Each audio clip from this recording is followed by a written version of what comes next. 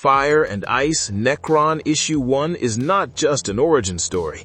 It's a slow-burning tragedy about love, loss, and the terrifying price of vengeance. Before we dive into the fire, the blood, and the birth of something truly terrifying, let me ask you this. What happens when love is burned to ash, faith is shattered, and vengeance is given a heartbeat? This isn't just setting up a new villain or a dark fantasy saga. It's telling a myth about how monsters are made, not born. This story starts in sunlight and forest canopies and ends on a frozen throne, with wolves howling and a crown forged from grief. Welcome back to Captain Comics. I'm your host, Spoiler Master, and today we're breaking down the full story of Fire and Ice Nekron Issue 1, from the fall of a peaceful tribe to the rise of a king shaped entirely by rage, sacrifice, and a deal that should never have been made.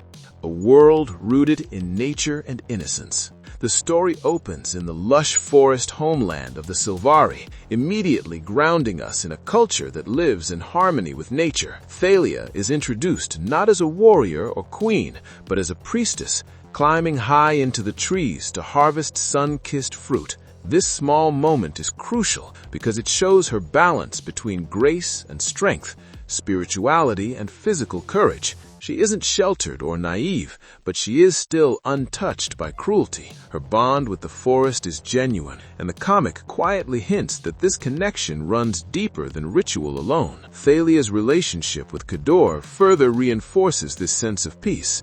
Their sacred bonding ceremony feels intimate and hopeful, a promise of shared future and mutual loyalty. But the appearance of the raven during their vows is the story's first whisper of doom. Nobody notices it, nobody reacts, and that's the point. Tragedy in this world doesn't arrive with warnings people choose to hear. It watches patiently, waiting for joy to peak before it strikes.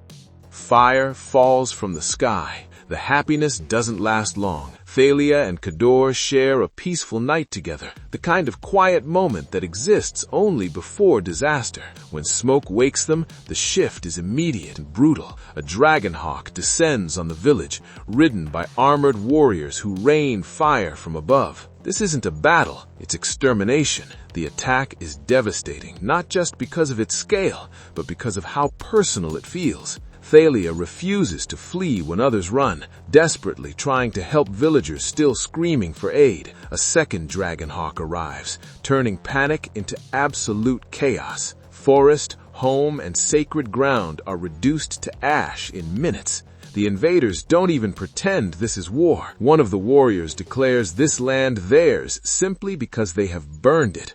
Ownership through destruction becomes the defining philosophy of Firekeep. As flames consume everything, Thaleia's thoughts narrow to one thing: Kador. The forest itself seems to scream as animals flee, and fire devours ancient trees. The visuals become nightmarish, with flaming skulls, living fire, and dragon silhouettes blurring reality into horror. In desperation, Thaleia grabs a sword, not because she's trained, but because survival demands it. This is the moment innocence truly dies.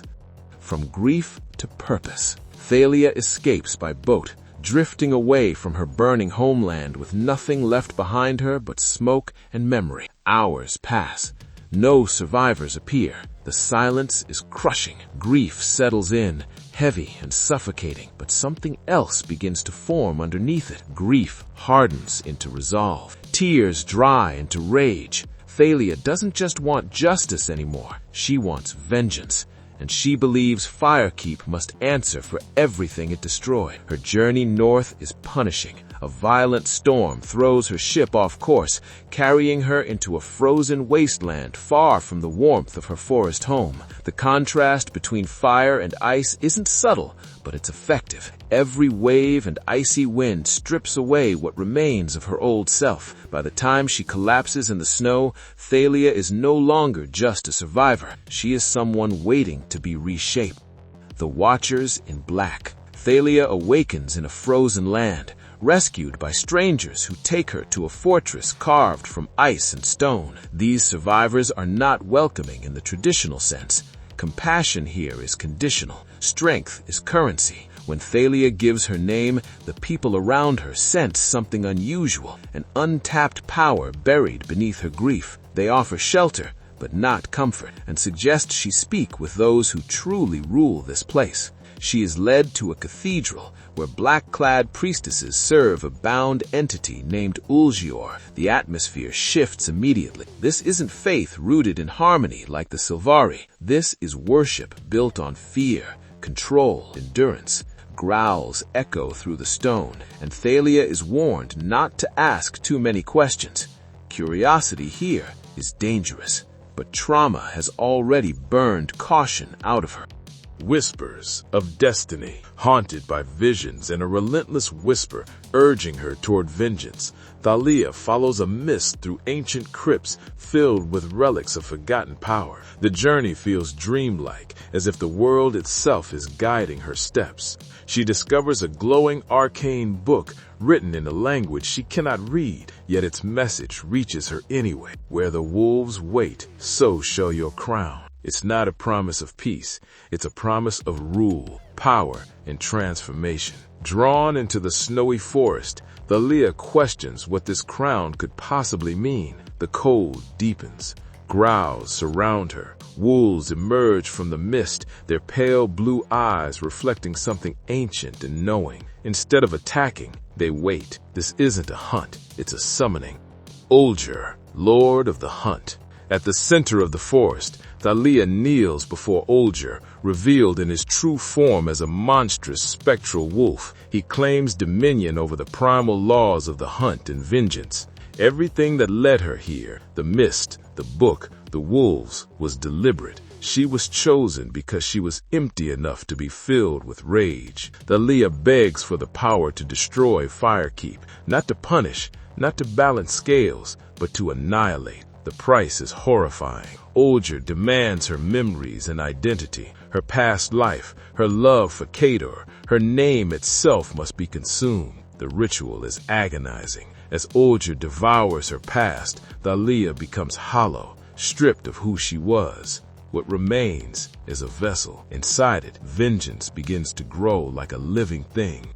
Juliana is born. Thaleia's transformation is complete when she arrives at Ice Peak, confronting its guards with fearless defiance. When mocked, she unleashes magic from the arcane book, killing without hesitation and demanding an audience with King Finmar. The woman who once harvested fruit in treetops now walks draped in sorcery and terror. She is no longer Thaleia. She is Juliana. King Finmar is revealed to be a ruler obsessed with legacy rather than leadership. When Juliana arrives, pregnant and mysterious, his attention fixates entirely on her unborn child. He claims the child is his, speaking of filling the realm with heirs.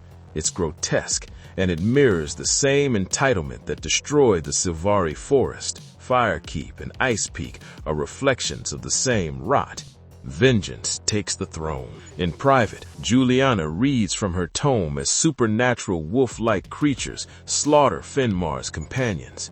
She watches calmly, no emotion on her face. This is vengeance without mercy. When Finmar dies, Juliana presents fabricated evidence tying the attack to Firekeep. Claiming to carry the king's child, she asserts her right to rule. The council hesitates, but ultimately bows. Fear is more convincing than truth. As Queen of Ice Peak, Juliana rallies the people, blaming Firekeep and commanding immediate war. A dark ritual transforms her soldiers into loyal, monstrous beings stripped of hesitation and humanity. When nobles accuse her of witchcraft, she silences them completely, declaring her rule holy and absolute.